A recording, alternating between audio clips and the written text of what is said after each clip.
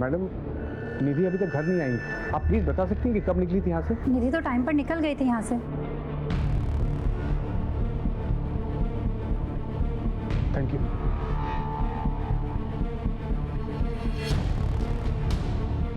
हाँ देवकी, निधि स्कूल से निकल गई थी, तो कहाँ गई होगी?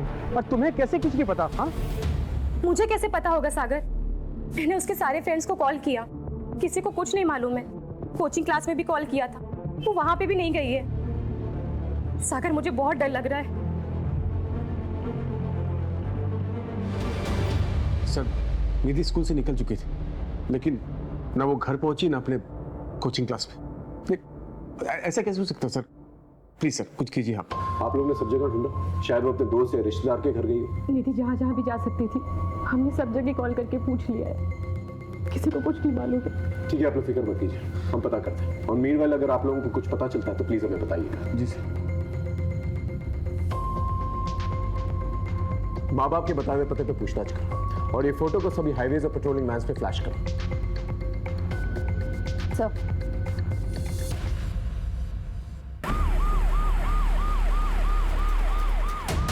बीचों बीच कर दी गई थी। मामला बहुत ही नाजुक था। हमने बिना वक्त गवाए निधि और उसके परिवार से जुड़े सभी लोगों की जिंदगियों को टटोलना शुरू किया। यहां मैं एक बात बताना चाहूंगा आपको, केस जैसे शुरू हुआ था वैसा बिल्कुल भी नहीं था। इस केस में कई छोटे छोटे चक्रव्यूह थे जो हमारे पीठ पीछे एक बड़े भूकंप का माहौल इख्तियार कर रहे थे।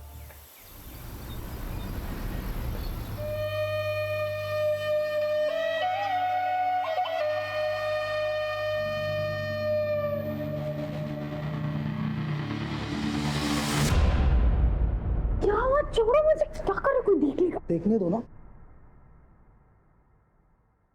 इसीलिए बुलाया मुझे। मेरे कोई दोस्त है ना, आज पुराना किला घूमने जा रहा है, तो हमें भी चलना चाहिए। क्या बोलते हो? नहीं बाबा, सर पे एग्जामिनेशन है और कॉम्पिटिटिव क्लासेस भी शुरू हो गई है, मैं नहीं जा सकती। सॉल्यूशंस है मेरे पास, बंक मारो ना तुम। नहीं। क्या यार, मैं तुम्हारे इतने करीब आने के बहाने बनाते रहता और तुम हो तुमसे दूर भागते रहते। That's not fair. हाँ, क्या है भाई, काम करो ना अपना। चलो चलो चलते।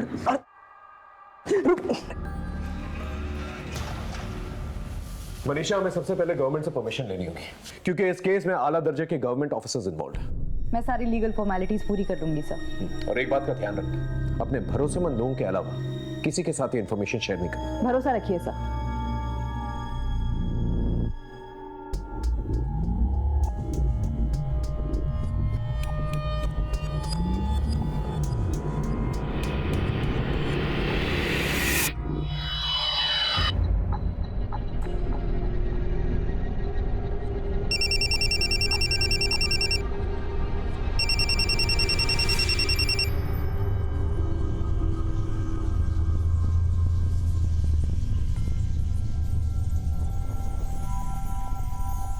ठीक है, मैं आती हूँ।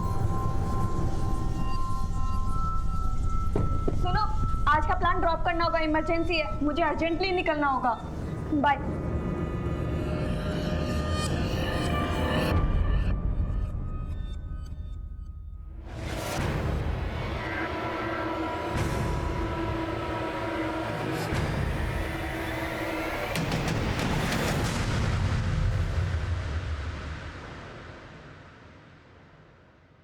सर, ये मेरी छोटी बहन और उसके फ्रेंड्स हैं, इन्हें छोड़ दीजिए प्लीज। दिखने में तो सब शरीफ घर के लगते हैं, लेकिन रैश ड्राइविंग करते हुए पकड़े गए।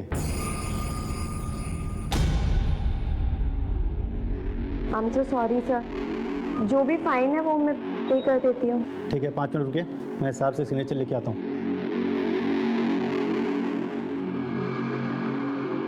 दीदी आई एम सॉरी, मेरी वजह से आपको इतना। मैंने कुछ पूछा तुमसे? ये सब करने जाती हो तुम कॉलेज? हाँ, और तुम 1000 बार मना किया है मैंने, मेरी बहन से दूर रहने को बोला है ना तुम्हें। ये तुम्हारी लास्ट वार्निंग है, समझे? ठीक है, आप लोग जा सकते हैं। थैंक यू, चलो।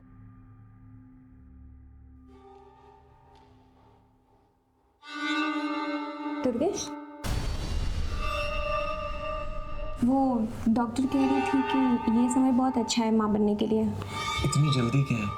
जल्दी मुझे नहीं, तुम्हारे पेरेंट्स को है। आखिर प्रॉब्लम क्या है? तुम मेरे सवालों के जवाब नहीं देते, लेकिन मुझे लोगों के सवालों के जवाब देने पड़ते हैं। हाँ तो दो, जिसे जो कहना है वो कहो, पर मुझे परेशान मत करो।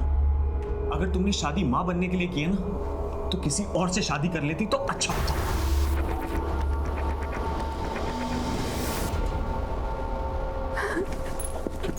दीदी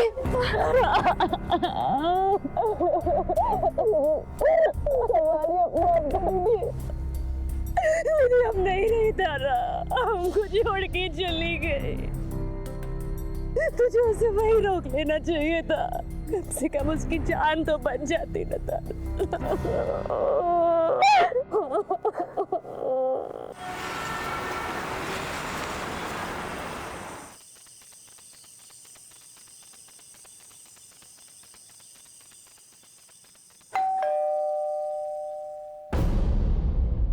कहाँ रह गई थी? वो मैंने इसे बुला लिया था डिनर पर, तो बस इसीलिए लेट हो गए। चलो अब अंदर।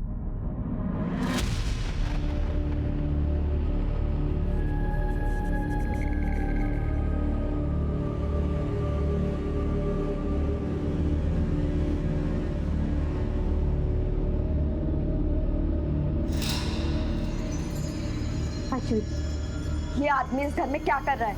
मेरी बात समझने की कोशिश करो। तुम्हारी शादी की बात करने आया हूँ। शादी? मुझे नहीं करनी कोई शादी वादी। और आप कौन होते हो हमारे घर के मामले में बोलने वाले? आपको कोई हक नहीं है। क्यों हक नहीं है? बाप हूं मैं तुम्हारा। लोग तरह तरह की बातें कर रहे हैं कि तुम्हारी बेटी रात रात भर घर से बाहर रहती है, शादी नहीं कर रही है। अरे बेइज्जती होती है मेरी। आपने बाप वाला ऐसा कौन सा फर्ज निभा लिया जो बेइज्जती होती है आपकी? बस कीजिए प्लीज दीदी, चुप हो जाओ। पापा प्लीज जाने दीजिए। अब तू भी उसकी साइड ले रही है?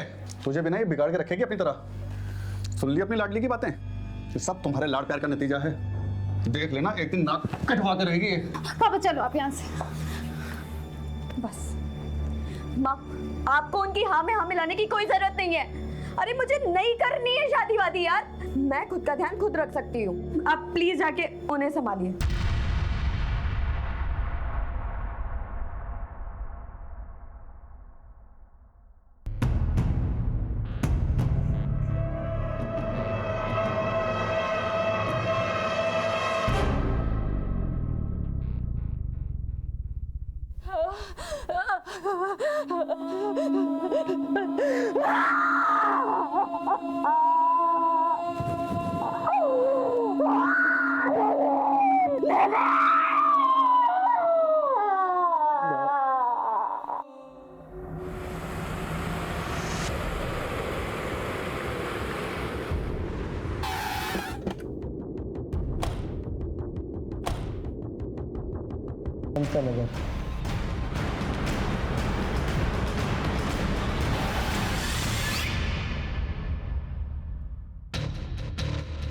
क्या यही है दीप्ति की बहन का घर? सर पता तो यही बताया।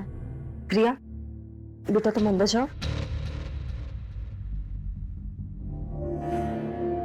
जी सर, 15 दिन से निधि यहीं पर थी। प्रिया से उसकी बहुत अच्छी बनती थी, बहुत अच्छे से रहती थी वो यार। मिशन कलेक्टर, एक बेगुनाह बच्ची के साथ इतना बड़ा दुष्कर्म करने वाले को बख्शा नहीं जाएगा। अपनी पूरी पुलिस टीम को अलर्ट करो, इस केस से रिलेटेड सभी लोगों से दोबारा पूछताछ करो। पोस्टमार्टम रिपोर्ट आने के बाद हमारा पूरा पुलिस डिपार्टमेंट हिल चुका था, क्योंकि अब हत्या के साथ साथ सामूहिक बलात्कार की धाराएं भी जुड़ चुकी थी। अपराध की बर्बरता को देखते हुए एक ही सवाल मन में बार बार उठ रहा था कि निधि कितने दर्द से गुजरी होगी। ऊपर से भी हम पर प्रेशर था और कई सामाजिक संस्थाओं ने इस गंभीर मुद्दे पर अपनी चिंता व्यक्त की थी। सवाल कई थे और जवाब ढूंढने में हम सरगर्म थे। हमारी पुलिस टीम के अलावा भी हमने इस केस की छानबीन में और लोगों को जोड़ लिया था। एक आम घर की आम लड़की के साथ इतना बड़ा जुर्म एक बहुत बड़े अपराध की दस्तक था, और इस दस्तक को पकड़कर असली अपराधी तक पहुंचना हमारे लिए एक बहुत बड़ा चैलेंज।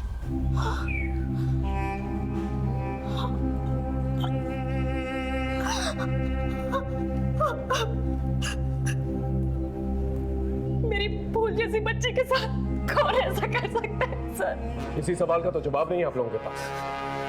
वो स्कूल के बाद कहां जाती थी ये नहीं मालूम आप लोगों को। कोचिंग क्लासेस के बाद कहां जाती थी ये तक नहीं मालूम आप लोगों को। देख लिया आपने, इतना बड़ा अपराध हुआ इसके साथ। और हैरत की बात यह है, ये ये उसके साथ पहले भी होता है। ये तो हमें पड़ोसियों ने बताया कि वो खामोश रहती थी, उदास रहती थी, लेकिन आप लोग को ये तक नहीं पता उसकी जिंदगी में क्या चल रहा है। मुझे आपसे कुछ बात करनी थी। सर, मेरी फूल जैसी बच्ची ने किसी का क्या बिगाड़ा था सर, जो उसके साथ इतना बड़ा जुल्म हो गया। देखिए, पहले मामला मर्डर का था, अब क्लियर हो चुका है कि निधि का गैंग रेप छुपाने के लिए उसका मर्डर किया गया।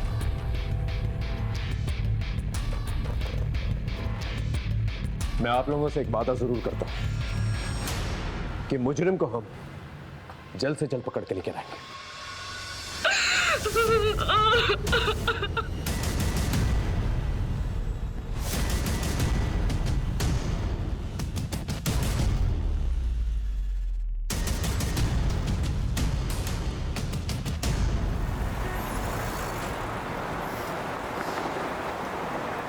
सलाम साहब। सलाम। गुड्डू, छोटी मोटी खबरें तो बहुत देता है, लेकिन अब की बार एक बहुत बड़े मिशन पे जाना है। जिसके बारे में इंफॉर्मेशन निकालनी है ना, वो गवर्नमेंट का एक बहुत बड़ा आदमी है, उसके ऑफिस से इंफॉर्मेशन निकालनी है। हो पाएगा तुझसे? हाँ, मनिंदर का नाम तो बताओ साहब, काम हो जाएगा। निधि के घर में निधि से भोला सबसे करीब था, और निधि के गायब होने की खबर भी सबसे पहले भोला ने ही दी थी देवकी को। निधि के माँ बाप एक दूसरे से झगड़ा किया करते थे, शायद इसी का फायदा भोला ने उठाया।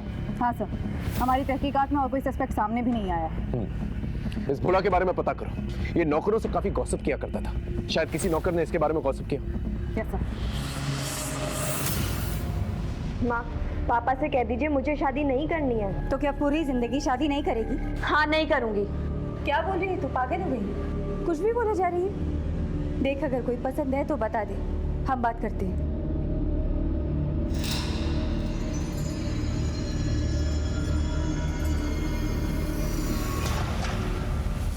अब इसे क्या हुआ है? क्या देख। सुहाना, क्या हुआ है तुझे? हम लोगों को लड़ता देख करके तू रोए, ये तो पॉसिबल नहीं है। तो बता, क्या हुआ? आयुष से झगड़ा हुआ है? फिर से उसने तुझे कुछ कहा है? बोल ना। कुछ नहीं दीदी, वो मेरी तबीयत ठीक नहीं है और सर में भी थोड़ा दर्द हो रहा है। तू सच कह रही है ना? हाँ दीदी, तुम्हारी कसम।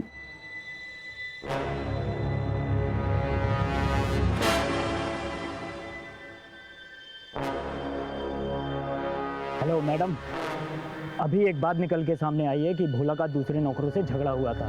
मैडम, पहले भोला और मैं दोस्तों के साथ उठता बैठता था, अभी वो नहीं आते जाते। क्यों? बोलना क्यों? वो क्या है ना, एक दिन मजाक मजाक में हमारा झगड़ा हो गया।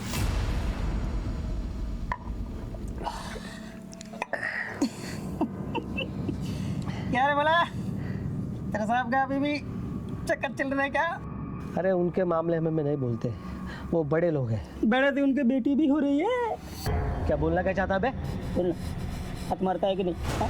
साइकिल सिखाने के बाद क्या बोल रहा है? छोड़ेंगे नहीं तुमको, छोड़ेंगे नहीं हमको। क्या बोल रहे ना? मैंने तो उसको वही कहा था। हमने कुछ नहीं किया साहब, निधि तो हमारे बहन जैसी है साहब, वो लोग झूठ बोल रहे हैं साहब। निधि के साथ जो हुआ वो हमने नहीं किया साहब। अगर ऐसे होता तो मेम साहब को सब कुछ बता देती साहब। बता देती, इसलिए तूने उसे हमेशा के लिए खामोश कर दिया? नहीं साहब, हमने कुछ नहीं किया साहब, हमने कुछ नहीं किया। मोहल्ले की काम वालियों के पीछे क्यों पड़ा रहता था? साहब, हम किसी के पीछे नहीं पड़ते साहब, हम तो उनकी मदद कर रहे थे साहब, उनको काम काज दिलाने में साहब। मदद कर रहा था? इसका ब्लड सैंपल, और जब तक डीएनए रिपोर्ट नहीं आ जाती उसे यही रखता।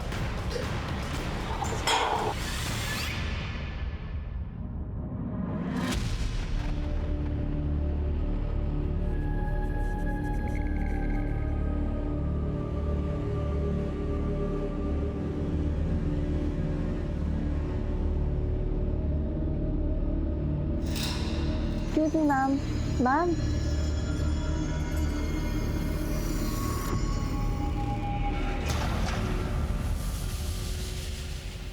The number you are trying to call is currently switched off. Please try again later. उसका फोन बंद आ रहा है। पता नहीं कहाँ गई होगी, अब तक तो उसे आ जाना चाहिए था। आप टेंशन मत लो, मैं देखती हूँ। दीदी कॉलेज से तो हम लोग साथ ही निकले थे और वहाँ रास्ते में दुकान पड़ती है कपड़ों की, तो उसे कुछ लेना था, वो वहीं रुक गई। कौन सी दुकान? हाँ ये मैम तो आई थी, इनका ही तो झगड़ा हुआ था। झगड़ा किससे? सुहाना, क्या हुआ है? उस दिन के बाद तू मुझे मिली नहीं। एंड आई एम सॉरी, उस दिन मैंने थोड़ी ज़्यादा पी ली थी। मैंने कहा ना, मेरा पीछा करना छोड़ दो। ये सब दीदी बोल रही है ना? तुमसे क्या मतलब? किसी ने कुछ भी बोला हो? देखो सुहाना, तुम ऐसे नहीं जा सकते। हाथ छोड़ो मेरा। नहीं, मेरी बात सुनो। मैंने कहा हाथ छोड़ो मेरा।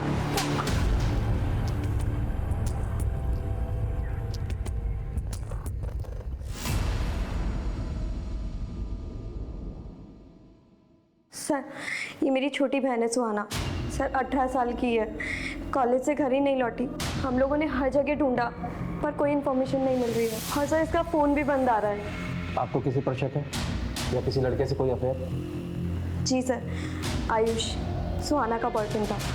इन दोनों का ब्रेकअप हो गया था, पर अभी रिसेंटली मुझे पता चला है कि इन दोनों में झगड़ा हुआ था। सुहाना का बॉयफ्रेंड था? ये बात मुझे पहले क्यों नहीं बताई? आप कौन है? सर मैं सुहाना और इसका पिता हूँ, लेकिन इन लोगों के साथ रहता नहीं हूँ सर। क्यों? दरअसल हमारी आपस में बनते नहीं है सर। सुजाता, ये सब सिखा रही हो अपनी लड़कियों को? अच्छा, जो आपको सिखाना चाहिए था वो तो आपने कभी सिखाया नहीं हमें। ये क्या लगा रखा है तुम लोगों ने? और ये आयुष कहाँ रहता है? चल बता, सुहाना कहाँ है? सर मुझे नहीं पता सुहाना कहाँ है। अभी 2 दिन पहले हमारा ब्रेकअप हो गया था। और ब्रेकअप के बाद गायब कर दिया उसे। बोल कहाँ है वो? अश्विति झूठ बोल रही है मुझे फंसाने के लिए। वो तो पहले से मुझ पे चिढ़ती थी और उस दिन के बाद कुछ ज़्यादा ही। ये सब करने जाती हो तुम कॉलेज? हाँ, और तुम 1000 बार मना किया है मैंने। मेरी बहन से दूर रहने को बोला है ना तुम्हें। ये तुम्हारी लास्ट वार्निंग है। उस दिन गलती हो गई मुझसे, लेकिन अश्विति के कहने पर सुहाना ने मिलने से भी मना कर दिया था। बॉयफ्रेंड था ना तो उसका? पता कहाँ गई वो? मुझे कैसे पता चलेगा सर? मैं तो कहता हूँ आश्विका किया धरा ये सब मुझे फंसाने के लिए। मुझसे नफरत करती थी और इसलिए मुझ पे ना ये सब झूठे इल्जाम लगा रही है।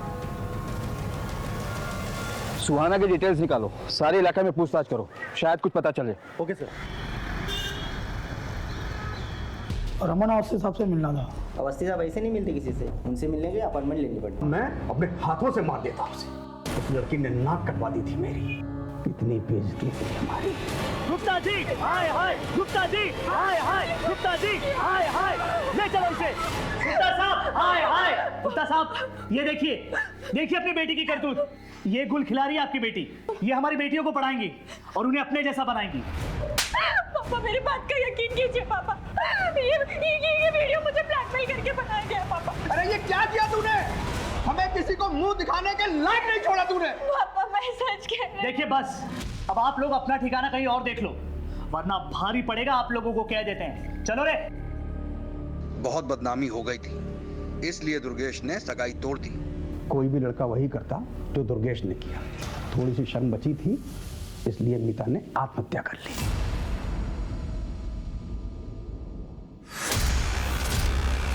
आपने कभी इस बात पर ध्यान नहीं दिया कि हो सकता है मीता सही कह रही थी? सही या गलत से क्या फायदा मैडम? मेरी इज्जत तो चली गई ना मैडम। अब वापस उन बातों को कुरेद करके हमें क्या मिलेगा? निधि और उसकी टीचर मीता दोनों का ही सेक्सुअल असॉल्ट हुआ था और दोनों का ही एक ही स्कूल से कनेक्शन भी था। इसलिए हमने मीता के केस के इन्वेस्टिगेशन ऑफिसर से मुलाकात की। सर ये वीडियो वायरल हुआ था उस लड़की का, जिसके वायरल होने के बाद मीता पर मॉब ने अटैक किया और उसके बाद उसने सुसाइड कर लिया। हम अपनी इन्वेस्टिगेशन तो कर ही रहे थे सर, पर आगे इस केस में कुछ क्लू नहीं मिला। इस वीडियो में जो लड़का है, इसकी पहचान हुई है? नहीं सर। मीता के मंगेतर का एड्रेस है?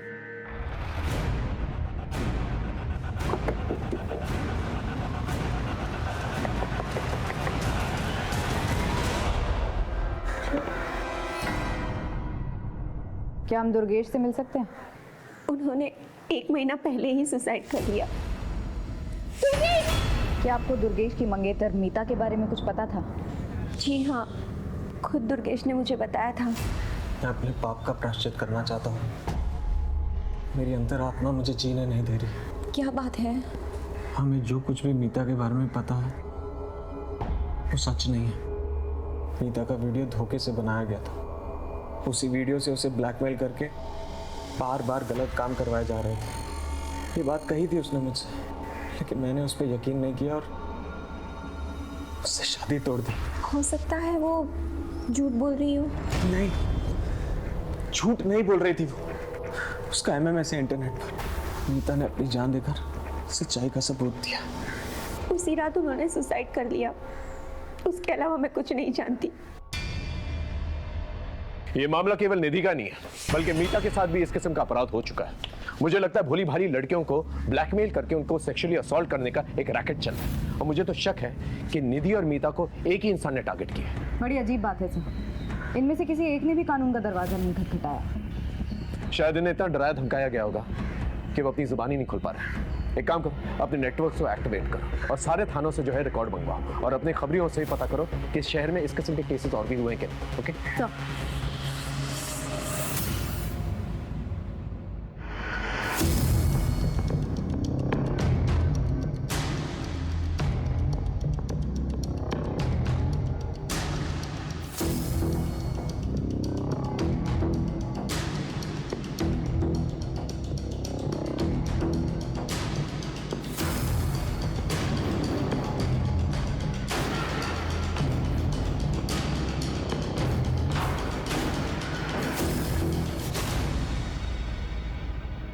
सर यही शॉप है, इसका लाइसेंस 2004 में लिया गया था।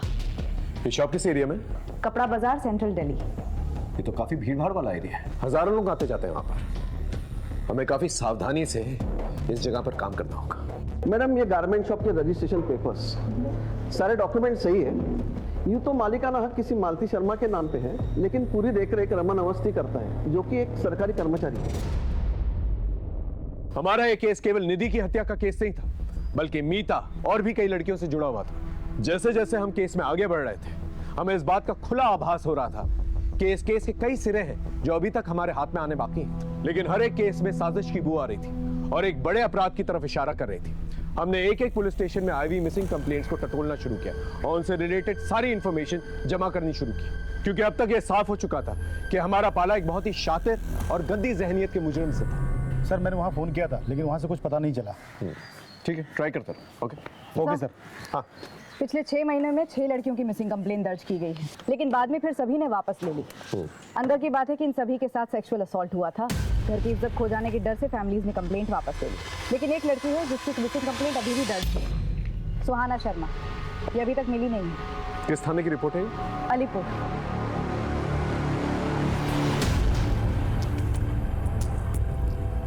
सुहाना शर्मा नाम है।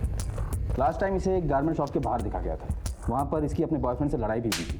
हमने इसके बॉयफ्रेंड को डिटेन भी किया, पर उसने कहा कि वो इस लड़की के बारे में कुछ नहीं जानता। इसकी बहन अश्विनी ने कंप्लेंट दर्ज करवाई थी हमारे यहाँ। हमने काफ़ी ढूंढने की भी कोशिश की, लेकिन कोई लीड नहीं मिला और बाद में इसकी फैमिली ने भी अपडेट लेना बंद कर दिया। इनकी फैमिली का कोई कॉन्टैक्ट नंबर? आपने जब इन्फॉर्म किया कि आप यहाँ आ रही हैं, तो मैंने कांस्टेबल से कहा था कि इनकी फैमिली से कॉन्टैक्ट करें। ठीक है। अश्वी से कोई कांटेक्ट हुआ? सर अश्वी का नंबर भी बंद आ रहा है और वो ट्रेस भी नहीं हो रही है।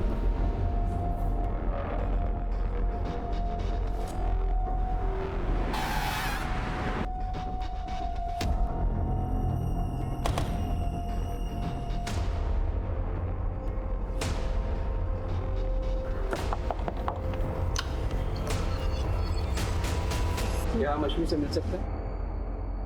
वो तो नहीं है। नहीं है मतलब? कहाँ गई?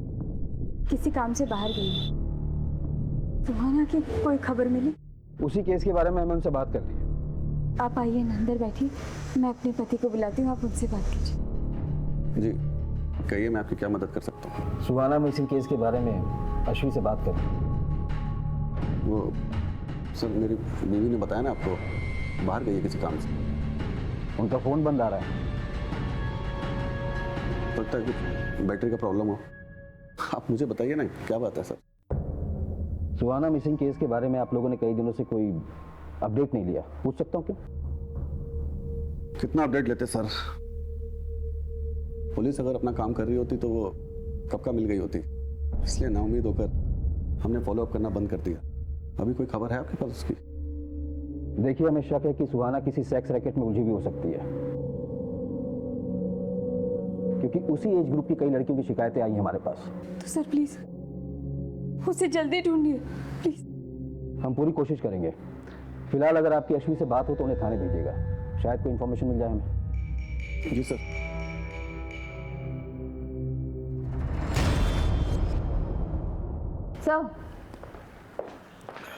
आश्वी का नंबर पिछले 15 दिनों से बंद आ रहा है और उसके पड़ोसियों ने भी उसे देखा नहीं, लेकिन एक नंबर है कॉल रिकॉर्ड्स में जो बार बार फीचर होता है, जिससे आश्वी लगातार टच में थी। आश्वी और चारू के कार्ड से एक ही होटल के बिल भी भरे गए हैं। मैंने चारू को बुला लिया है पूछताछ के लिए। हम दोनों दोस्त हैं सर। दोस्त? कॉल रिकॉर्ड्स में दोस्ती साफ नजर आ रही है तुम्हारी। क्या चल रहा था तुम्हारे और अश्वी के बीच में? कहाँ है अश्वी और सुहाना? मैं नहीं जानती सर, मैं तो अश्वी को खुद ढूंढ रही हूँ। तुम क्यों ढूंढ रही हो अश्वी को? हाँ देखो, जो कुछ भी सच है ना बता दो, बोलो। सर मैं आपसे झूठ नहीं बोलूँगी, वो मैं और अश्वी रिलेशनशिप में हैं सर। हम दोनों लेस्बियन हैं सर। अश्वी क्या हुआ? मुझे अर्जेंटली निकलना होगा अभी। आई कॉल यू ना। बाय। ध्यान से जाना। सर हम बाहर कहीं नहीं मिल सकते थे, इसलिए हम चुपचाप होटल में मिलने लगे और अश्वी की फैमिली का उस पर प्रेशर था। वो उसकी शादी कराना चाहते थे और वो शादी नहीं करना चाहती थी। फिर सुहाना गायब हो गई और अचानक से कुछ दिन बाद अश्वी भी गायब हो गई सर। लेकिन अश्वी के फादर तो कह रहे थे ऑफिस के काम से वो बाहर गई। नहीं सर, वो कहीं बाहर नहीं गई है, मैं खुद उसके ऑफिस में काम करती हूँ सर। इसका मतलब अश्वी के फादर ने हमसे झूठ कहा। थाने बुलाओ उसे। सच बोलकर अपनी इज्जत की धज्जियां उड़वाते क्या? एक तो पहले ही सुहाना के गायब होने के गम से हम लोग उभरे नहीं थे कि अचानक कि आश्वी की सच्चाई सामने आ गई। कैसी सच्चाई? आश्वी कहाँ से आ रही? सर मेरी पत्नी मर चुकी है, इसलिए मैं कभी कभी कॉल गर्ल्स को बुला लिया करता था। और एक दिन मेरे दोस्त अभय की बेटी आश्वी आ गई। और सर एक सच्चे दोस्त के नाते ये बात मैंने अभय को बता दी। सर जान से मार दूंगा तुझे। झूठ बोलता है, यकीन नहीं होता ना, इस नंबर पे बात कर ले। सर इस बात को लेकर के मेरा और आश्वी का झगड़ा भी हुआ था। बेशरम, ऐसा घिनौना काम करने से पहले मर क्यों नहीं गई तू? सर उस दिन के बाद से वो घर नहीं लौटी और आती भी कितनी से।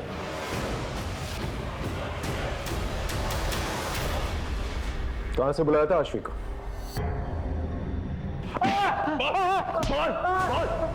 सच बोल। बताता साहब, इस तरह का एक ही नहीं 50 धंधे चल रहे हैं। मैं तो सिर्फ दलाल हूँ, असली धंधा तो वहां से ऑपरेट हो रहा है। मुझे पीट के कुछ नहीं मिलेगा। सच बोल। हमारी इन्वेस्टिगेशन में हमें वहां पर कुछ भी नहीं मिला। सच बोल। ऐसे कुछ नहीं मिलेगा। वहां जाकर बोलिए दामोदर ने भेजा है, अनारकली चाहिए।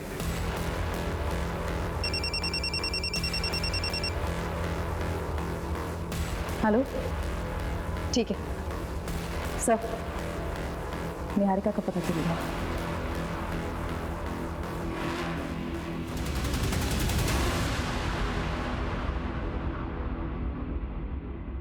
सर मेरा यकीन मानिए, निधि की मौत से मेरा कोई लेना देना नहीं है। फिर भागी क्यों थी? सर उस दिन देवकी मैम के तमाशे के बाद मुझ में हिम्मत नहीं रही कि मैं अपने कलीग से नजरें मिला पाऊँ, इसलिए मैं वहाँ से निकल गई थी सर। जहाँ इतनी बातें वेरीफाई हुई हैं, तुम्हारा स्टेटमेंट भी वेरीफाई होगा, और जब तक ये बात सच नहीं साबित हो जाती तुम यहीं रहोगे।